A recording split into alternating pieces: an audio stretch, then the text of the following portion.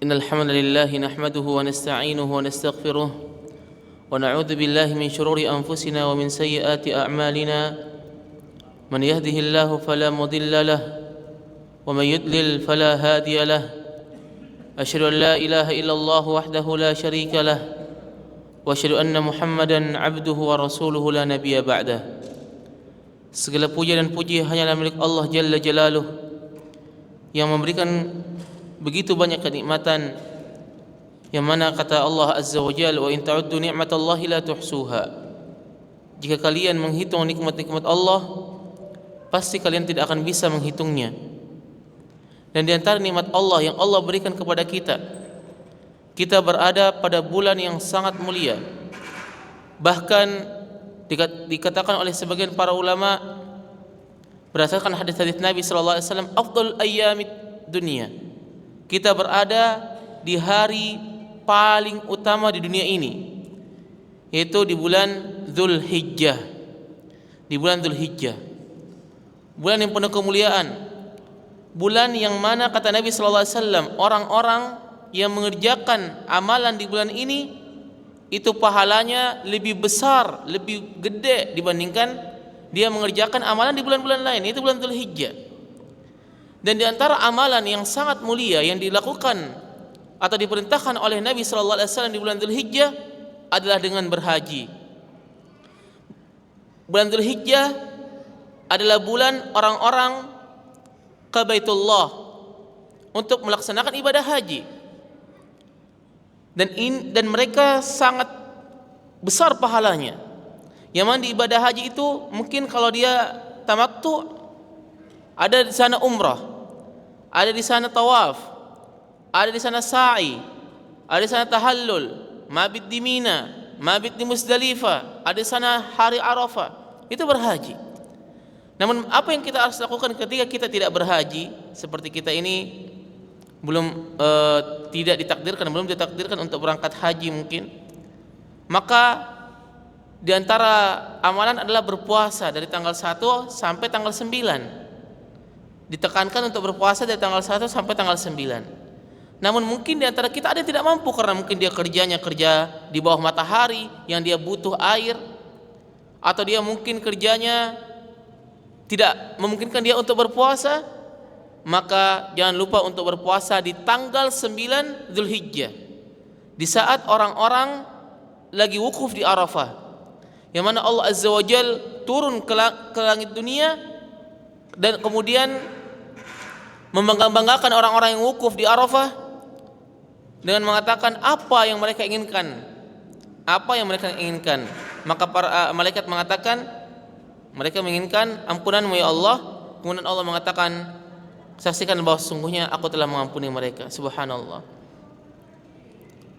Dan di antara keutamaan hari Arafah adalah seseorang yang berpuasa, barang siapa yang berpuasa pada hari Arafah, maka dia akan diampuni dosa-dosa setahun sebelumnya dan setahun setelahnya. Siapa di antara kita yang tidak pernah berbuat dosa? Semua kita berbuat dosa.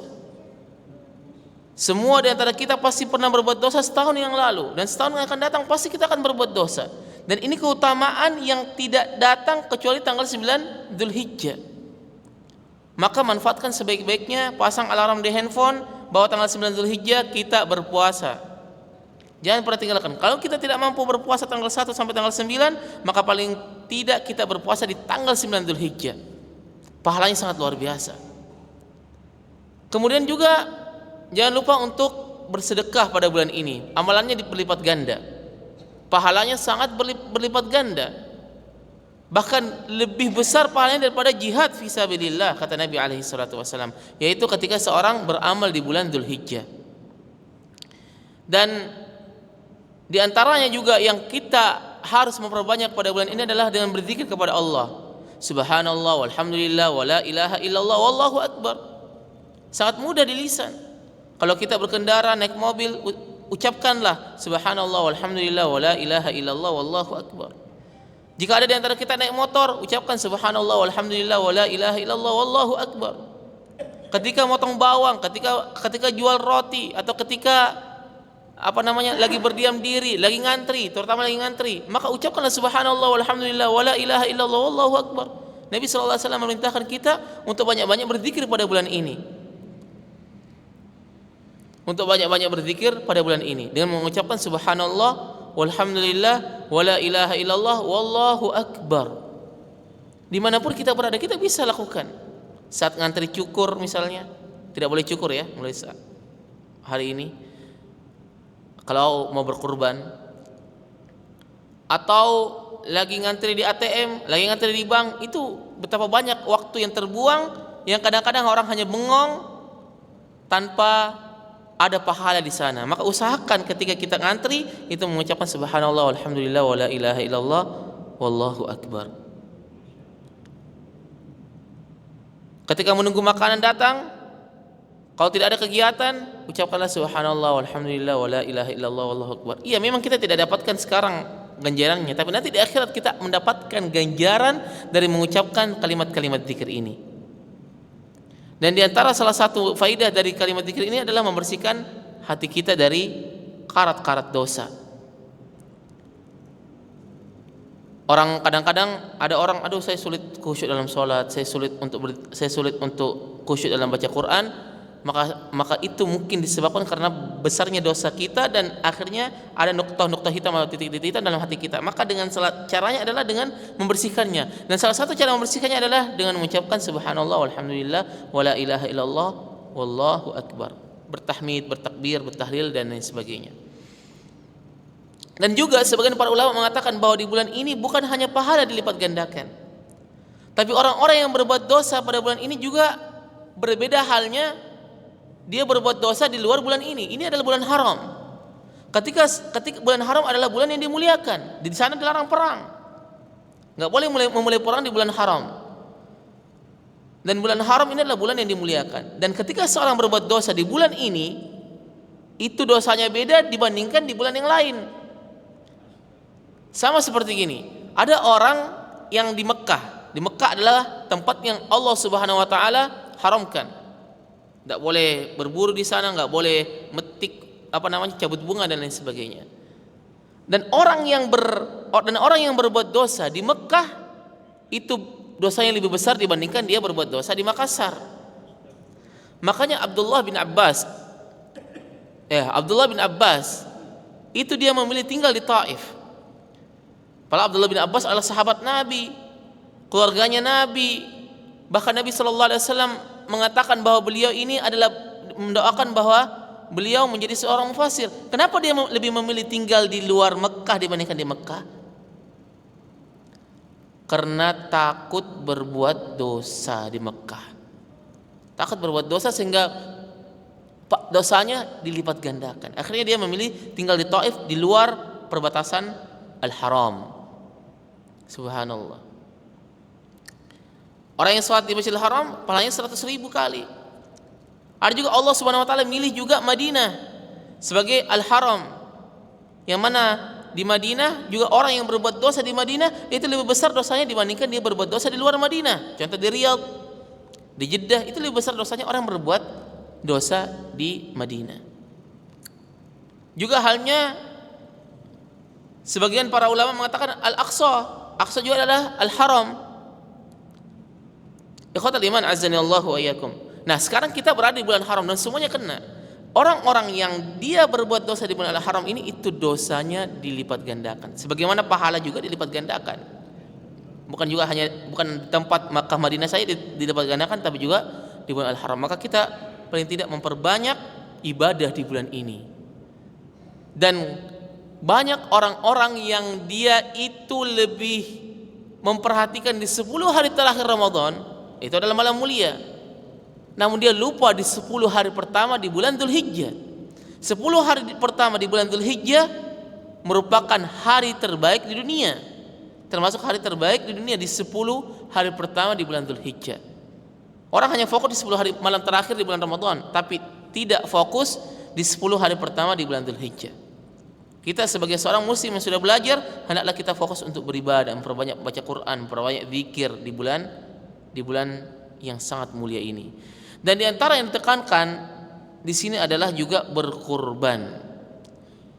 Betapa banyak orang-orang yang mampu untuk nyicil rumah, bayar sebulan 2 juta, tapi tidak nabung untuk nyicil kurban. Padahal kurban itu adalah termasuk yang dicintai oleh Allah Azza wa Jalla. Qul inna salati wa nusuki wa mahyaya wa mamati lillahi rabbil alamin. Katakanlah, sesungguhnya salatku, ibadahku, sembelihanku adalah untuk Allah Azza wa Jalla. Maka hendaklah kita jika mampu berkurban. Jika tidak mampu kurban unta, sapi. Tidak mampu sendirian sapi, patungan.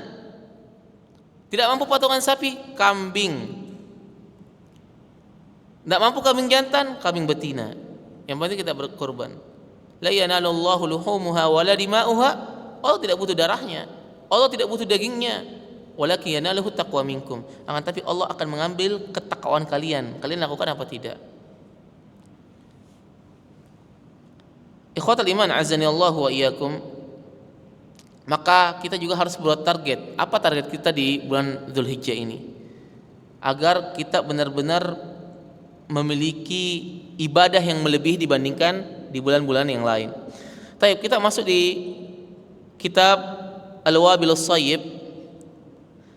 Sebelumnya kita akan membahas tentang siapa penulis buku Al-Wabilus Shayyib. Buku ini berisi tentang motivasi untuk berzikir dan juga beramal saleh. Yang mudah-mudahan ketika kita setelah mengkaji buku ini, kitab ini, pulang dari kajian, itu amal saleh kita meningkat dan kita mengetahui faidah-faidah zikir. Betapa banyak orang-orang hanya mengucapkan subhanallah walhamdulillah wala ilaha illallah wallahu akbar. Atau kalau pagi dia baca zikir pagi, asbahna wa asbahal mulku lillah walhamdulillah la ilaha illallah dan selanjutnya, tapi tidak tahu apa faidahnya. Makanya di buku ini disebutkan apa faidahnya sehingga kita semangat untuk berzikir dan beramal saleh. Baik, kita akan mengenal siapa penulis dari buku ini. Penulis dari buku ini adalah huwal imam wal ilmul mutabahhir wal mufassir wal muhaddits.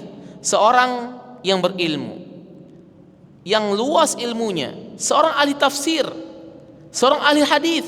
Dia bukan hanya ahli tafsir, beliau juga ahli hadis. Jadi ulama dulu itu mereka banyak sekali menguasai bidang keilmuan. Ada ulama yang dia kuasai ilmu hadis, ilmu fikih, bahkan ilmu umum juga, ilmu matematika. Mereka menguasai semua, usul dan lain sebagainya. Namun berbeda zaman sekarang. Zaman sekarang itu terfokus hanya satu bidang saja. Hanya kebanyakan orang-orang, ada ulama khusus di bidang syariah fikih, ada ulama atau ada ustadz yang khusus di bidang tarbiyah, pendidikan dan lain sebagainya.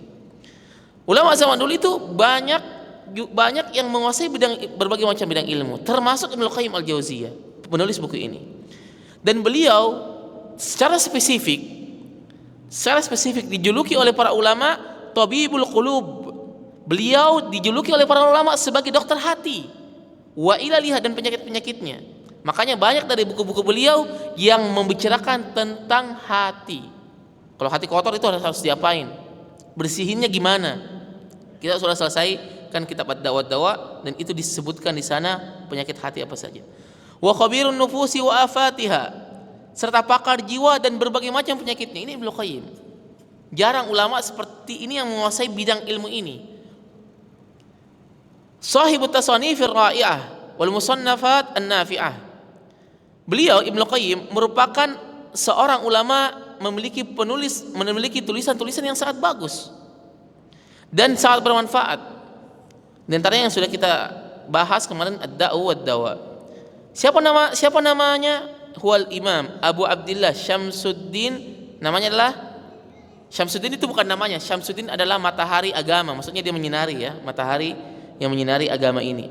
Muhammad bin Abi Bakar, namanya adalah Muhammad bin Abi Bakar Ayyub bin Sa'ad bin Haris bin Makki Az-Zara'i Ad-Dimashqi Al-Hanbali, atau yang dikenal dengan Ibnul Qayyim Al-Jauziyah. Kok bisa dijuluki Ibnul Qayyim? Padahal bapaknya kan namanya Abu Bakar. Kenapa namanya Ibnul Qayyim? Ternyata bapaknya ini dulu adalah pengawas sekolah, atau pengawas itu dijuluki Qayyiman. Jadi bilang Ibnul Qayyim. anaknya pengawas sekolah, Ibnu Qayyim. Al-Jauziyah itu adalah nama sekolah. Jadi bapaknya ini pengawas di salah satu sekolah. Pengawas bahasa Arabnya Qayyim. Makanya namanya Ibnu Qayyim, anaknya pengawas karena bapaknya adalah seorang pengawas di salah satu sekolah. Al-Jauziyah adalah nama salah satu sekolah yang ada di Syam, yang ada di Damaskus pada zaman itu. Ulida fi sanah, dia lahir pada tahun 691 Hijriah di Damaskus. Menurut pendapat paling kuat. Fantadha Ibnu Qayyim fi dars wa talab al-ilm wa huwa fi sabi'ah. Ibnu Qayyim, penulis buku ini, dia mulai belajar itu dan menuntut ilmu sejak usianya baru 7 tahun. Jadi zaman dulu para ulama itu dididik memang dari kecil. Kalau kita menarik bagaimana para ulama dididik oleh para ayah mereka, mereka memang dididik dimulai dari kecil. Kebanyakan itu dimulai dari umur 6 tahun, 7 tahun itu mereka sudah mulai disuruh untuk, salah satunya adalah untuk menghafal Quran. Makanya banyak ulama-ulama dulu yang dia itu hafal Quran sebelum balik. Ibnu Qayyim menghafal Quran sebelum balik. Al-Imam Syafi'i menghafal Quran sebelum balik, dan banyak sekali para ulama mereka menghafal Quran sebelum balik. Dulu, zaman dulu ya, orang yang tidak hafal Quran itu dianggap aib. Sampai-sampai disebutkan di sebuah buku, ada namanya sebuah buku, di sana ditulis biografi para ulama, Ibnu Hajar.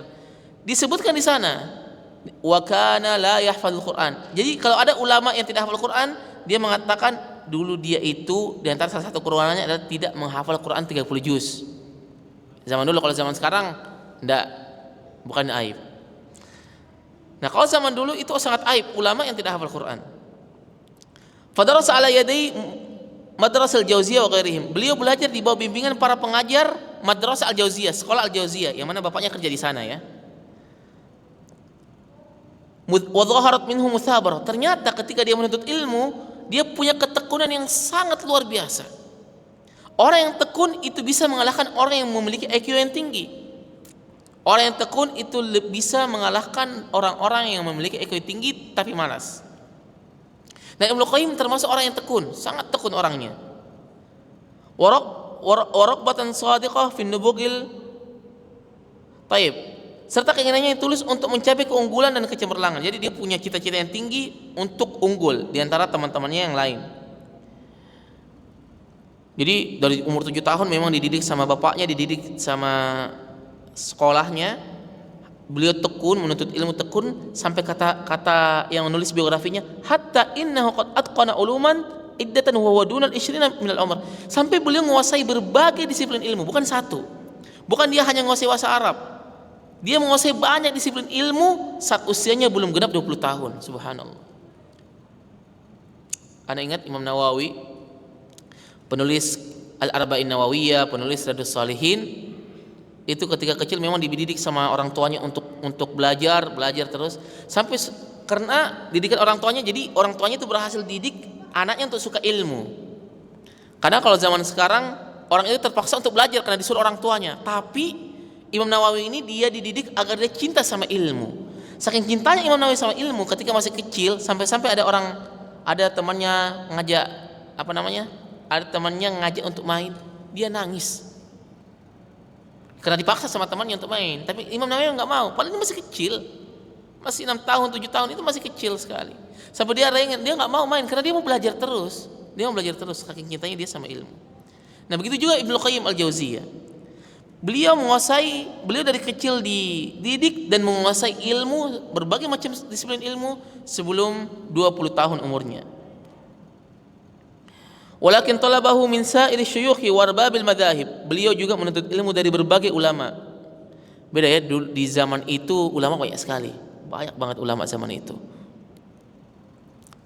Pada abad ke-7 atau ke-8 Hijriah, banyak sekali ulama, apalagi beliau tinggal di tempat yang banyak ulamanya. Kalau sekarang kita mau cari ulama sulit sekali, terutama di Indonesia sulit sekali untuk mencari ulama.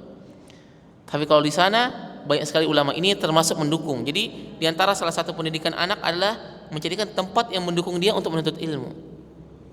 Bahkan Anda ingat sebagian perkataan para masyayikh pengajar Masjid Nabawi, Katanya kalau antum mau tinggal dan berkembang itu tinggallah di kota, jangan tinggal desa katanya. Kenapa? Di desa itu sumber-sumber untuk mendapatkan ilmu sulit. Ya, dia mungkin ngomongnya itu sebelum ada handphone ya. Itu sulit sekali. Beda halnya di kota, untuk akses ulama gampang, akses perpustakaan mudah, untuk mau nanya ulama langsung itu gampang. Katanya seperti itu. Dan Ibnu Qayyim itu diuntungkan karena berada di lingkungan yang sangat bagus. Lingkungan yang sangat bagus yang banyak ulamanya. Falaqad darasa ala yadil allama Ibn Zamlakani Syafi'i. Beliau belajar dari semua guru-guru dari lintas madhab. Dia belajar dari ulama madhab Hanbali kepada Ibnu Taimiyah. Dia belajar Asy-Syafi'i dari Az-Zamlakani. Kemudian dia juga belajar dari ulama Hanafi namanya As-Safi Al-Hindi dan lain sebagainya. Hatta sara min al-ulama al-mutabahhirin al-mawsu'ina fi tilka fatrah az-zakhirah bil ulama wal a'lam, hingga beliau menjadi salah seorang ulama yang sangat dalam ilmunya dan menjadi rujukan, padahal di sana banyak sekali para ulama. Jadi di antara banyak ulama, beliau termasuk ulama yang menonjol pada zaman itu.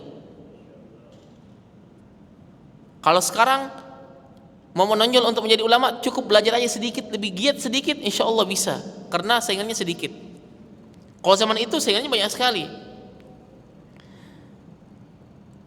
Taib.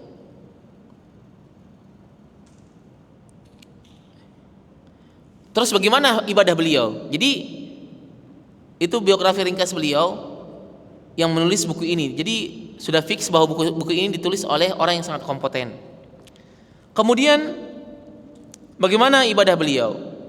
Falaqad kana Ibnu Qayyim rahimahullah dza ibadah wa zahadah wa tahajjud wa ijtihad. Sungguh Ibnu Qayyim rahimahullah adalah orang yang tekun beribadah, sangat rajin beribadah, zuhud, rajin bertahajud dan bersungguh-sungguh, orang yang memiliki kesungguhan yang sangat luar biasa di atas tingkatan ulama. Nah, kenapa beliau bisa menjadi ulama? Karena beliau bersungguh-sungguh di atas tingkatan ulama lagi. Ulama lain di satu langkah.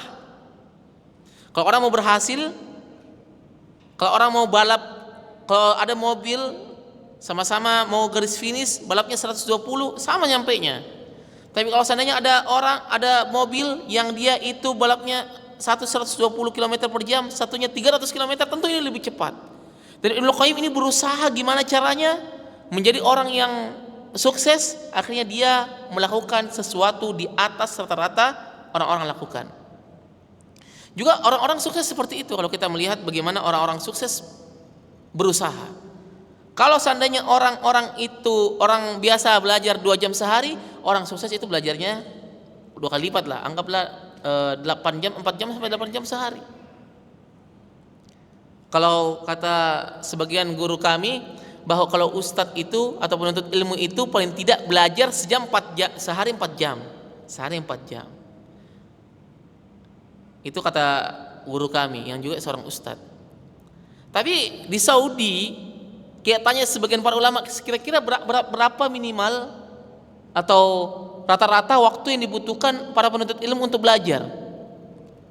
Karena ulama yang ditanyakan jawabannya juga sesuai dengan kualitasnya. Dia bilang paling tidak penuntut ilmu itu 16 jam harus belajar, 16 jam sehari. 16 jam sehari. Paling tidak katanya 16 jam sehari harus belajar, tekun itu belajar. Saya juga beberapa kali baca bagaimana para ulama, termasuk biografinya Imam At-Tabari dan beberapa biografi para ulama lain. Mereka itu, jadi zaman dulu itu bukan zaman karyawan ya seperti sekarang.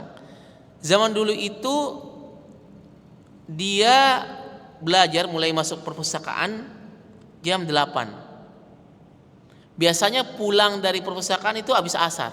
Jadi jam 8 masuk, sholat zuhur, makan, habis itu masuk lagi perpustakaan sampai jam 4.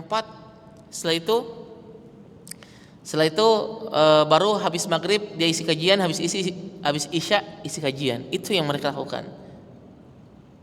Dan Ibnu Qayyim Al-Jauziyah juga memiliki kegiatan-kegiatan yang melebihi ulama-ulama lain. Makanya dia bisa unggul di antara ulama-ulama pada zamannya. Taib. Bahkan disebutkan daimud dzikr, beliau senantiasa berzikir dan lama dalam merenung dan berpikir.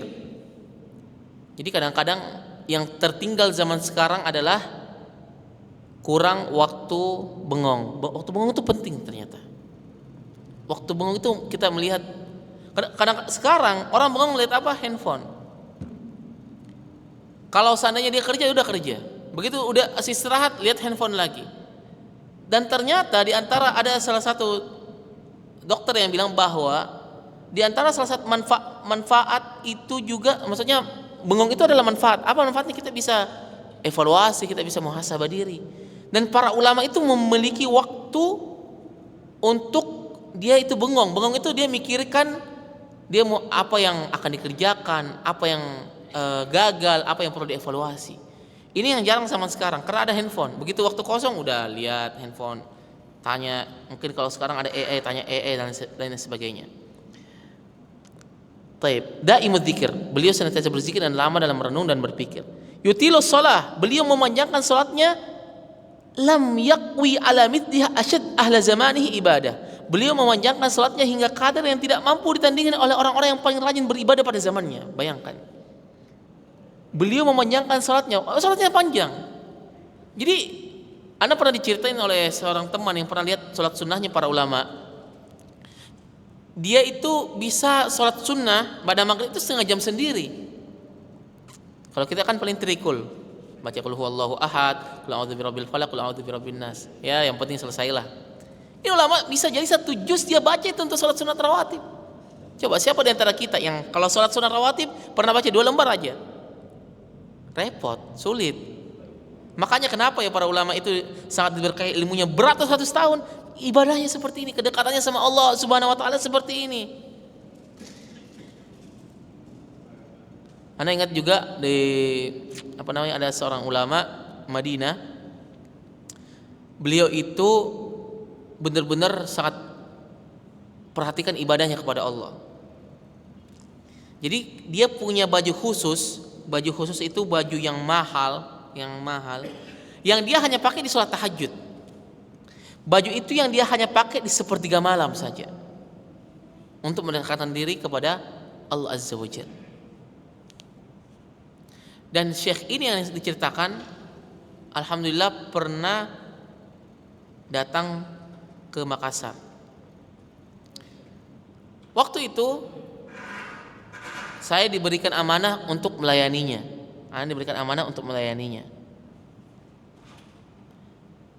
Subhanallah, begitu dia datang dari Solo, kita jemput dari Bandara Makassar. Apa yang dia minta pertama kali? Makanan? Bukan. Minuman? Bukan.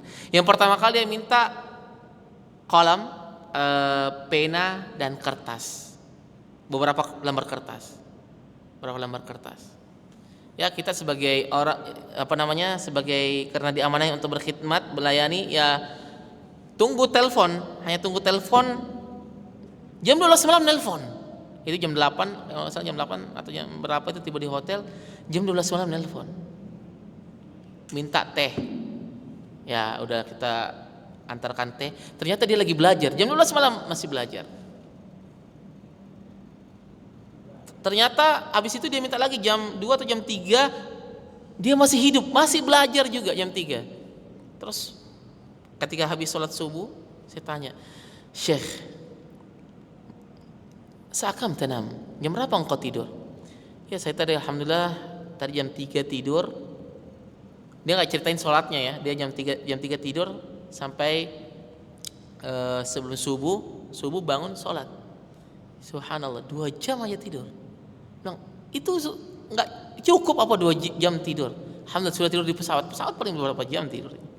Ternyata saya tanya orang-orang dekatnya, ternyata tidurnya itu hanya di mobil, tidur di pesawat selama safari dakwahnya di sini.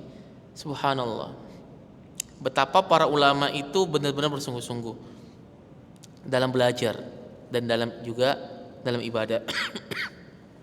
Makanya Ibnu Qayyim juga termasuk orang yang dia itu sholatnya panjang, yang tidak mampu ditandingi oleh orang-orang yang paling rajin beribadah di zamannya. Ini kata yang menulis biografinya.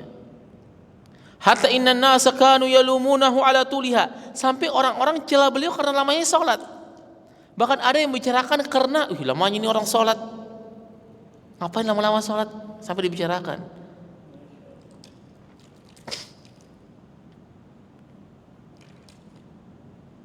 Taib. Wa bijanibi ibadatihi wa ijtihadihi alladhi lam yalhaq sya'wahu fiha ahadun, kana Ibnu Qayyim samhul akhlaq, kabirul ihtimal, sariul afwi, katsirut tawaddud. Subhanallah. Di samping ibadah dan kesungguhannya yang tidak ada seorang pun yang mampu menyamainya pada zamannya, Ibnu Qayyim adalah sosok yang sangat mulia akhlaknya, besar kesabarannya, cepat memaafkan, dan banyak menunjukkan kasih sayang. Bahkan biografinya itu, kalau ada salah seorang ulama menulis biografinya, itu berjumlah 400 halaman. Itu biografi beliau doang, 400 halaman. Wa udhiya katsiran, beliau itu banyak disakiti. Ya, kalau kita baca biografinya itu beberapa kali difitnah dan masuk penjara. Falam tasma' minhu kalimatan wahidatan fi haqqi man adza. Dia diganggu, dizolimi, disakiti, dimasukkan penjara tanpa ada peradilan. Bayangkan, tidak punya kesalahan dimasukin dalam penjara. Tapi kata orang-orang pada zamannya, falam tusma' minhu kalimatun wahidatun fi haqqi man adza. Tidak pernah terdengar satu pun kata dari beliau yang menjelekkan orang-orang yang menyakitinya. Silang, ini pantas kalau buku-bukunya ini diterima oleh umat di seluruh dunia. Termasuk buku Al-Wabil As-Sayyib, yang buku yang akan kita bahas, beliau yang tulis, dan itu umurnya udah ratusan tahun. Dari abad ke-8 ke abad sekarang, abad 21, 22. Ratusan tahun dimanfaatin oleh umat di seluruh dunia. Orangnya seperti ini, kedekatannya sama Allah, sehingga ilmunya itu berkah. Afa amman dhalamah, beliau memaafkan orang-orang yang telah menzaliminya. Berat sekali. Coba bayangkan kalau seandainya ada orang yang ambil motor kita, motor kesayangan kita, atau ada orang yang dia melepas burung kesayangan kita di sangkar, tiba-tiba minta maaf, sulit kita untuk memaafkannya. Atau ada orang-orang yang memfitnah kita sehingga kita masuk penjara. Setelah 10 tahun di penjara, keluar divonis tidak bersalah, kira-kira kita memaafkan nggak orang itu? Sulit, repot. Ulama ini dia maafin, subhanallah. Sama seperti gurunya, ada namanya gurunya Ahmad bin Halim. Ahmad bin Halim ini memiliki, kata orang, musuh bebuyutan. Itu difitnah, dicaci maki, dijelek-jelekkan di hadapan manusia. Sampai-sampai ketika orang yang suka jelek-jelekan Ahmad bin Halim ini, atau disebut Ibnu Taimiyah, jelek-jelekin, meninggal dunia, datang orang-orang ke Ibnu Taimiyah, "Weh, itu meninggal dunia nih yang orang jelek-jelekan kau. Kabar gembira, ada kabar gembira, orang ini yang jelek-jelekan kamu meninggal dunia." Apa kata Ibnu Qayyim? Jangan ngomong seperti itu. Innalillahi wa inna ilaihi raji'un. Kemudian dia bertakziah. Bayangkan, dia bertakziah. Bahkan disebutkan dia juga membiayai anak-anaknya, kehidupan keluarganya, ngasih fulus kehidupan keluarganya orang-orang yang pernah jelek-jelekin dia. Subhanallah. Bagaimana para ulama menyikapi musuhnya? Bagaimana para ulama menyikapi orang-orang yang berakhlak buruk sama dia?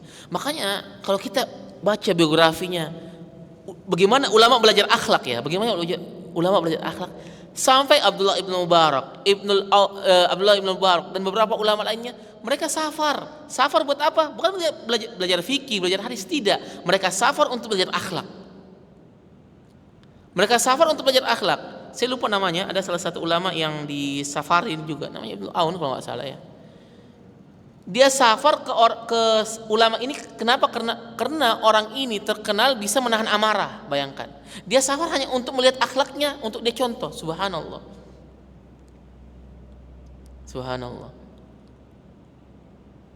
Makanya akhlak itu, adab itu di atas ilmu. Harus beradab dulu baru berilmu.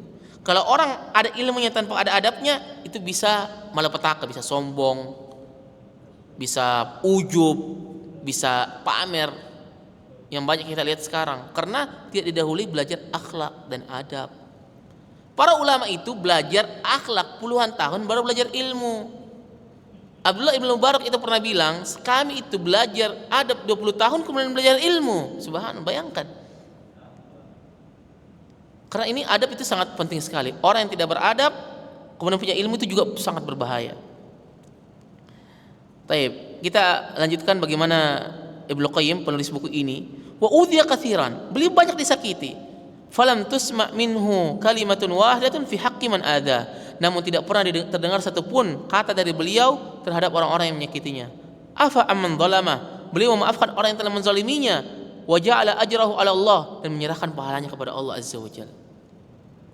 Anda ingat juga Al Hasan Al Basri rahimahullah. Beliau pernah digibahi. Kita kalau dijelek-jelekin orang, apa yang kita lakukan? Oh, awas ya, hati-hati ya, saya akan jelek-jelekin lagi. Tapi ini Hasan Al Basri juga pernah dijelek-jelekkan. Apa yang beliau lakukan? Ketika beliau tahu, dia kirim hadiah makanan. Dia kirim makanan kepada orang yang jelekin dia. Kemudian dia bilang, terima kasih sudah memberikan saya pahala, saya sangat butuh dengan pahala. Masya Allah. Ya kalau kita mungkin bisa kirimkan contoh orang yang jelekin kita. Bagaimana para ulama itu dulu kalau kita lihat adabnya luar biasa.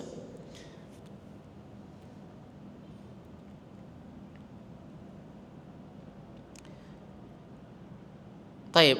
Di antara pujian para ulama, kita akan baca bagaimana pujian para ulama terhadap Ibnu Qayyim, penulis buku ini. Jadi ini sangat layak dibaca, penulisnya aja seperti ini. Kesungguhan beliau itu seperti ini.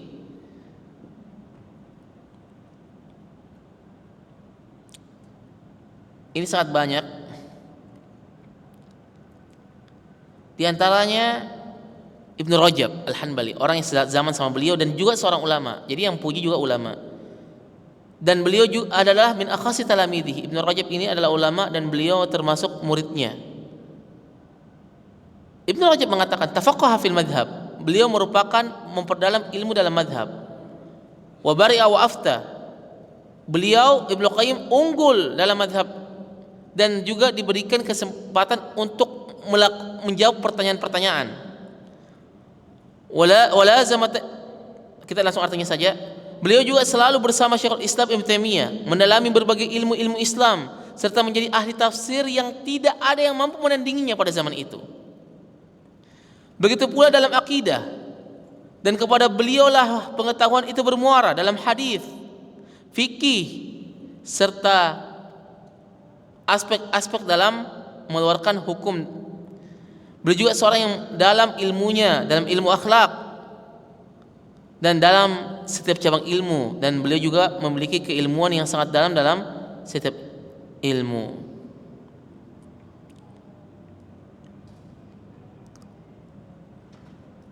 Bahkan sebagian Al-Qadhi Az-Zar'i mengatakan, "Ma tahta adimis sama ausa ilman minhu."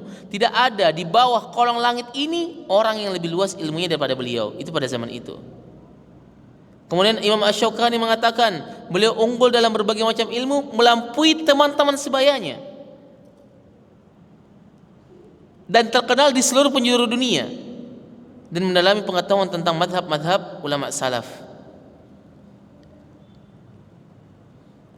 Beliau rahimahullah juga, Ibnu Rajab pernah mengatakan, muridnya ini pernah bilang, beliau ini orang yang sangat tekun beribadah dan bertahajud, memanjangkan sholat hingga batas yang paling maksimal. Jadi Ibnu Qayyim ini termasuk orang yang kalau sholat itu sampai batas yang paling maksimal. Selalu juga membasahi lisannya dengan zikir, serta sangat cinta kepada Allah Azza wa Jalla, selalu merasa butuh kepada Allah dan selalu merasa rendah diri di hadapan Allah Azza wa Jalla. Aku tidak pernah menyaksikan orang yang seperti beliau dalam hal tersebut. Tidak pula aku melihat orang yang lebih luas ilmunya daripada Ibnu Qayyim, dan tidak ada yang lebih mengetahui makna-makna Al-Quran, Sunnah dan hakikat-hakikat iman daripada Ibnu Qayyim. Beliau bukanlah orang yang maksum, namun aku tidak pernah melihat orang yang seperti beliau dalam makna tersebut.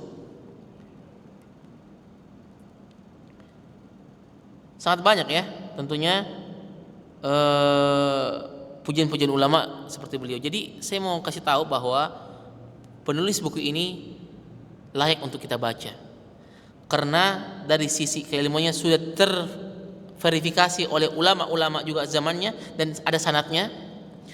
Juga bagaimana ibadahnya juga terverifikasi dengan murid-muridnya, karena yang paling mengetahui guru-gurunya adalah termasuknya adalah murid-muridnya, yang mana buku ini sangat bermanfaat sekali untuk kita baca.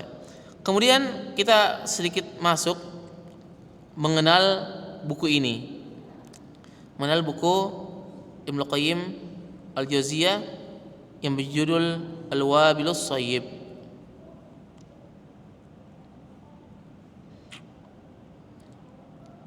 Al-Wabilus Shayyib wa Rafil Kalamit Thayyib, hujan lebat dan pengangkat kalimat-kalimat yang baik.